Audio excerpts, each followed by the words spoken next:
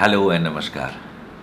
আমি শ্রী গদাধর গড়গড়ি। তো এর আগে আপনারা অনেকেই দেখেছেন হয়তো যে আমি রবাহুত হয়ে ঘণ্টাখানেক অনুষ্ঠানে আপনাদের সঙ্গে ছিলাম। তাতে আমি মশা তাড়ানোর 10টি উপায় বলেছিলাম। তারপরে বলবেন না মানে রাতারাতি সেলিব্রিটি হয়ে গেছি। আমি মানে পাগল হয়ে যাচ্ছি এবং জনগণের প্রত্যাশার চাপে তাই আজকে বাধ্য হয়ে অনাহুত অবস্থায় এই ঘণ্টাখানেকে আমার পুনরাবির্ভাব ঘটল এবং ঘণ্টাখানেকের সঞ্চালককে আমি আপাতত সুন্দরবনের সন্দেশখালিতে পাঠিয়ে দিয়ে এই প্রোগ্রামে আপনাদেরকে আরও 10টি উপায় বলবো যার দ্বারা মশাদের থেকে নিজেদেরকে নিরাপদ করতে পারবেন। প্রথম যেটা ব্যাপার সেটা হচ্ছে, দেখুন, আমরা কাগজপত্র ল্যামিনেশন করাই। কেন করাই? না, দরকারি কাগজপত্র ল্যামিনেশন করাই যাতে সেটা নষ্ট না হয়, উই বা ইঁদুর তাদের দাঁতের জোর না দেখাতে পারে। তো এইভাবে আমরা ল্যামিনেশনের মাধ্যমে কাগজপত্রগুলোকে রক্ষা করি। প্রত্যেক পাড়ায় জেরক্স দোকানে ল্যামিনেশন করা হয়। তো আপনি আজকে সন্ধেবেলা গুটি গুটি পায়ে ওই পাড়ার জেরক্স দোকানে যান, গিয়ে কানে ফিসফিস করে বলুন যে আচ্ছা, আমাকে ল্যামিনেশন করতে কত খরচা পড়বে, এবং নিজেকে নিজে ল্যামিনেশন করে ফেলুন। হ্যাঁ, অবশ্য একটা কথা বলে দিই, বিধিসম্মত সতর্কীকরণ, যে নিজেকে নিজে পুরো ল্যামিনেশন করতে যাবেন না, কারণ দু একটা অঙ্গ প্রত্যঙ্গ আমাদের দৈনন্দিন কাজে ব্যবহৃত হয়। তাই সেই অঙ্গগুলো বাদ দিয়ে নিজেকে ল্যামিনেশন করে ফেলুন, তাহলে দেখবেন মশার থোঁতা মুখ ভোতা হয়ে গেছে, তারা মোটেও আর ইঞ্জেকশনের সিরিঞ্জ দিয়ে আপনার শরীরের ল্যামিনেশন ভেদ করতে পারছে না। এটা একদম মোক্ষম উপায়। নিজেকে ল্যামিনেশনে মুড়ে ফেলুন, তাহলে না রহেগা বাঁশ না বাজেগা বাঁশরি। 2 নম্বর যেটা আমি বলবো সেটা হচ্ছে, দেখুন, একদম সোশ্যালিস্ট অ্যাটিচিউড, দাস ক্যাপিটাল থেকে নেওয়া। কার্ল মার্কস বলে গেছে যে এই যে বুর্জোয়া প্রলিতারিয়েত, যাই হোক আর কি, তো এরা বিদ্রোহী হয় কেন? এরা বিদ্রোহী হয় যখন তাদের ইকুয়াল রাইটস তারা পায় না, যখন বুর্জোয়ারা প্রলেতারিয়েতদের থেকে তাদের যে প্রাপ্য মর্যাদা বা অধিকার সেটা ছিনিয়ে নেয়। তো আপনি কি করবেন? না, আপনি নেমন্তন্ন পাঠান মশাদের ঘরে ঘরে যে আজকে সন্ধেবেলা আপনার বাড়িতে একটা বুফে পার্টি করা হয়েছে, এবং সেই বুফেতে বিভিন্ন ধরনের মশার বিভিন্ন প্রেফারেন্স থাকে। কেউ এ পজিটিভ পছন্দ করে, কেউ বি পজিটিভ পছন্দ করে। তাই বিভিন্ন মানুষের থেকে রক্তগুলো কালেক্ট করুন এবং রক্ত কালেক্ট করে সেগুলোকে বিভিন্ন বাটিতে সাজিয়ে দিন এবং মশাদেরকে সেখানে উড়াউড়ি করে তাদেরকে খেতে দিন। যখন মশারা বিনা পরিশ্রমেই তারা খাবার পেয়ে যাবে, তারা মোটেও আর পরিশ্রম করে আপনার রক্ত খেতে যাওয়ার কথা ভাববেও না, বরং একটা আপনার প্রতি সফট কর্নার থাকবে। সন্ধ্যাবেলা যখন তারা দল বেঁধে গান গাইতে গাইতে আসবে, আমরা করব জয়, আমরা করব জয়, আপনি আপনার পাশের বাড়ি মানে প্রতিবেশীর ঘর দেখিয়ে দিতে পারেন। আসলে মানুষ হোক বা মশা, কে আর পরিশ্রম করতে চায় বলুন? প্রত্যেকটা প্রবাদ বা প্রবচন, সে যে ভাষাতেই হোক না কেন, তার পেছনে একটা গূঢ় মানে নিগূঢ় একটা তত্ত্ব রয়েছে। তো আপনাকে সেটা বুঝতে হবে। শালা তো টিভিটাই আজকে ভেঙে দেবো।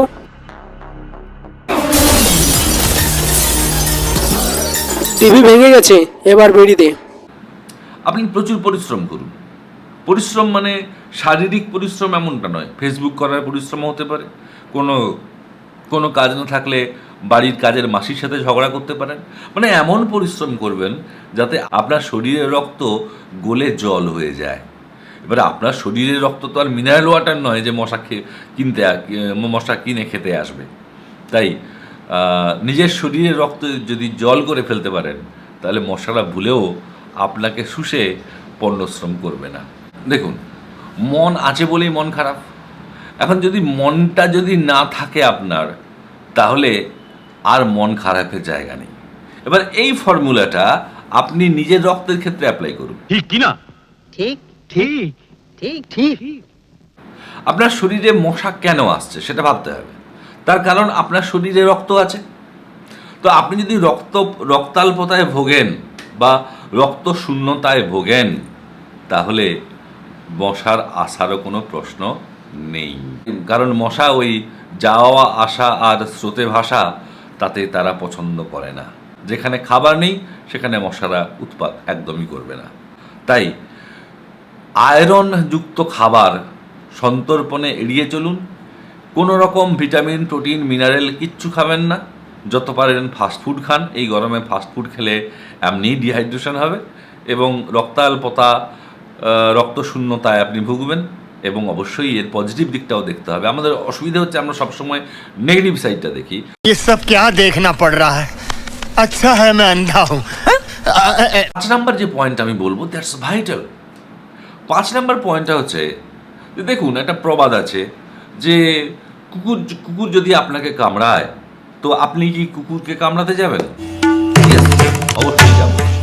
কিন্তু প্রবাদ এটা বলেনি যে মশা যদি আপনাকে কামড়ায় সেক্ষেত্রে আপনার কর্তব্য কি ওই গান্ধীগিরির মতো। ए चिली चिकन एम्बुलेंस की फोटो निकालने का क्या? 5 स्टार एकदम। No, I want real India. Poor people, hungry people. এক গালে থাপ্পড় মারলে আরেক গাল বাড়িয়ে দেবেন, কিন্তু যদি দুগালেই থাপ্পড় মারে তাহলে কি করতে হবে সেটা গান্ধী বাবা বলে যাননি। তাই এখানে যেহেতু মশাকে কামড়ানো আমাদের নিষিদ্ধ নয় আমাদের সিভিল কোড বা পিনাল কোডে, তাই মশা আপনাকে কামড়ালে আপনি সযত্নে মশাটাকে তুলুন, ওকে মারবেন না, ওকে আলতো করে কামড়ে দিন এবং আহত অবস্থায় ওকে ব্যান্ডেজ ফ্যান্ডেজ বেঁধে দিয়ে ফার্স্ট এড দিয়ে ওকে বাড়ি পাঠিয়ে দিন, যাতে করে সে মশক সমাজে আপনার বীরত্বের কথা বলতে পারে। এবং এর ফলে কি হবে, সমস্ত মশাদের যে পাঠশালা তাতে শেখানো হবে যে যার বাড়ি যান গদাধর গড়গড়ির বাড়ি যাবেন না, কারণ তিনি কিন্তু মশাদের কামড়ে দেন। तू चल मेरे साथ। अरे भाई वहां देखा बॉडी लाइल है। Tooth for a tooth, I for N I, এতেই বিশ্বাস রাখুন। এত কিছুতেও যদি কাজ না হয় তাহলে একটু ইতিহাস ঘাটাঘাটি করলে খুঁজে পাবেন হ্যামলিনের বাঁশিওয়ালার গল্প। ওই যে হ্যামলিনের বাঁশিওয়ালার বাঁশি শুনে দলে দলে ইঁদুর বেরিয়ে আসতো, তো সেরকমই একটা কাজ করুন, হ্যামলিনের বাঁশিওয়ালাকে ভাড়া করুন। সে তার গান শোনাবে, বাজনা শোনাবে, ওপেন এয়ার কনসার্ট করবে এবং তাতে দলে দলে মশা, যারা সবসময় গুনগুন গুনগুন করে গান গায়, মানে ভীষণ নাকি তারা সঙ্গীত প্রিয়, মশারা গান শুনতে তারা সেই হ্যামলিনের বাঁশিওয়ালার কাছে ভিড় জমাবে। এবারে হ্যামলিনের বাঁশিওয়ালা এরপরে সমস্ত মশাদেরকে হিপনোটাইজ করে গঙ্গা বক্ষের দিকে অগ্রসর হবে এবং মশারা নিশ্চিত মরবে। তবে হ্যাঁ, মেয়র পয়সা যদি না দেয় তাহলে কি হবে সেটা বলা মুশকিল। তবে সামনে ভোটের সিজন রয়েছে, মেয়র যদি আপনাকে বিট্রে করে আপনিও মেয়রের সাথে বিট্রে করুন বা মেয়রের পার্টির সাথে বিট্রে করুন এবং ভোটটা উল্টে পাল্টে দিন। 7 নম্বর যেটা বলবো সেটা হচ্ছে, যখনই দেখবেন যে মশা ঢুকে পড়েছে, সে বালক মশা হোক, কিশোর মশা হোক কি অভিজ্ঞ বৃদ্ধ মশা হোক, এরকম আওয়াজ করতে থাকুন, মানে যেন মনে হয় যে আপনার ডেঙ্গি হয়েছে। মশা এলেই বলবেন, ও মা গায়ে কি ব্যথা, খুব জ্বর জ্বর লাগছে, এবং চিৎকার করতে থাকুন, এই কোথায় গেলে গো, এই আমার শরীর অসুস্থ, মনে হয় আমি বাঁচবো না, হরিবোলওয়ালাকে খবর দাও, শ্মশানের গাড়িকে খবর দাও। তো মশা বুঝেই যাবে, তখন কনভিন্সড হয়ে যাবে যে আপনার অলরেডি ডেঙ্গু হয়ে গেছে। তো মশা ভাববে যে এর এমনি ডেঙ্গু হয়ে গেছে, ওপারের টিকিট কাটা হয়ে গেছে, ওপারের ডাক যদি আসে শেষ খেয়া হয় পাড়ি দিতে, তো ও শেষ খেয়া পাড়ি দিতেই যাচ্ছে। সুতরাং যার ডেঙ্গু হয়ে গেছে তাকে, যে মরেই গেছে তাকে আর মেরে লাভ কি। ಶಿವ ವೆಂಕಟ ರಾಜಶೇಖರ ಶ್ರೀನಿವಾಸನ ತ್ರಿಚಿಪಲ್ಲಿ ಯಕ್ಕಪರಂಪೀಲ ಪೆರಂಬದೂರ ಚಿನ್ನಸ್ವಾಮಿ ಮುತ್ತುಸ್ವಾಮಿ ವೇಣುಗೋಪಾಲ ಅಯ್ಯರ್। আমাদের মতো যে বুদ্ধিজীবী তাদের কেন ডাক পড়ে? আপনারা ঈর্ষান্বিত হয়ে বলেন যে বুদ্ধির ঠিকানা কি শুধু আমরাই বসে আছি? হ্যাঁ, আছি তো। বুদ্ধির সার্থক প্রয়োগ দরকার। যেমন আমার এই 8 নম্বর পয়েন্টটা আপনারা সবাই জানেন, কিন্তু এর অ্যাপ্লিকেশন কখনো আপনারা ভাবেননি। সে কারণেই আমার মতো বিশিষ্ট বুদ্ধিজীবীদের দরকার হয়। বাবা রে বাবা রে বাবা। তো এর অ্যাপ্লিকেশন কি? সেটা হচ্ছে, দেখুন, এডিস মশা হচ্ছে পরিষ্কার জলে জন্মায়। তাই আপনার কাজ হবে, যেখানেই দেখবেন পরিষ্কার জল, সেটা যদি খাবারের জলও হয়, সঙ্গে সঙ্গে তাতে নোংরা করে দিন। নোংরা করতে বিশেষ কিছু করতে হবে না, একটু বেশি করে জল খেলেই অটোমেটিক আপনার শরীরের মূত্র বিসর্জনেই সব কিছু নোংরা হয়ে যাবে। ফলে মশা যেহেতু পরিষ্কার জল ছাড়া জন্মায় না, এডিস মশা, তাই আপনার ঘরের জল যদি নোংরা হয়ে যায়, মশা ভুলেও আপনার ঘরে জন্মাবে না। তুই আমার সঙ্গে বিড়ি খেতে যাবি কিনা বল। যদি না যাস তাহলে আমাকে বিড়ির প্যাকেটটা দিয়ে দে। এখন দেখুন, আমাদের আরও একটা কাজ রয়েছে, যেটা আমাদের 10 নম্বর পয়েন্ট। সেটা হচ্ছে মশাদেরকে মারবেন না। আমরা হচ্ছি গান্ধীজির দেশের মানুষ। সমস্ত নোটে, মানে যাতে আমাদের ভাত জোটে, সেই সমস্ত নোটে তার সহাস্য উপস্থিতি। তো আমরা সেই গান্ধীজির ফর্মুলা কেন ফলো করব না, যেখানে আপনি মশাদেরকে অহিংসা মন্ত্রে দীক্ষা দিন। এই দেশ মনে রাখবেন, এই দেশ অশোকের দেশ, এই দেশ কলিঙ্গ যুদ্ধের দেশ, এই দেশ শান্তির দেশ, এই দেশ সহানুভূতির দেশ।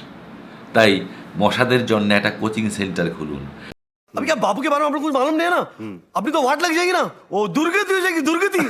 तो बापू के बारे में तेरी कोने पे तुम मुरली प्रसाद शर्मा हो? अपन विनम्र है। এবং সেখানে তাদেরকে অহিংসা মন্ত্রে দীক্ষা দিন। দেখবেন মশা শিক্ষিত যারা হয়েছে তারা কখনোই এই সহিংসভাবে আপনার ওপরে ঝাঁপিয়ে পড়বে না। আর শেষ কথা যেটা বলার, একটু পরেই সুমনবাবুকে সন্দেশখালিতে ছেড়ে দিয়ে এসেছিলাম, তিনি সন্দেশ খালি করে আবার চলে আসছেন। সুতরাং আমিও যাচ্ছি, সেটা আপনাদের লাস্ট বলছি, যে বিদেশে চলে যান। যেমন আমাদের দেশের যারা বড় বড় হর্তাকর্তা তারা মাঝে মধ্যেই বিদেশ চলে যান। তো বিদেশের ভিসা মশাদেরকে দেওয়া হয় এমন কোনো খবর আমার কাছে নেই। ফলে বিদেশে গেলে সেখানে কিন্তু অ্যাটলিস্ট আপনি প্রাণে বাঁচবেন, কারণ সেখানে মশাদের নো অ্যাডমিশন। ভালো থাকবেন। উপদেশগুলো কেমন লাগলো জানাবেন। নমস্কার। এই কোশ্চেনগুলো ওনাদেরই করুন, যারা ওখান থেকে এসে ঘুরে এরকম রাস্তায় ঘুরে বেরিয়ে আর আরো আপনারা পাঁচজনকে কি সেগুলোকে ঘুরিয়েছে। ছড়াবেন? আপনারা ছড়াবেন? আপনারা গিয়ে আগে কোশ্চেনটা ওনাকে করুন, আপনার তো আপনারা করার ছড়াবেন? ক্ষমতা আছে। কেন নেই? স্পেশাল সেক্রেটারি গিয়ে কোশ্চেনটা করতে পারবেন? তার ছেলে এসে যে এইভাবে রাস্তার আপনি- মধ্যে ঘুরলো, আপনি কেন তাকে গিয়ে করছেন? কোশ্চেনটা করুন। আমরা চা খেতে এসেছি, এখানে আড্ডা মারতে না, চা খাওয়া হয়ে গেছে, বাড়ি চলে যাবো।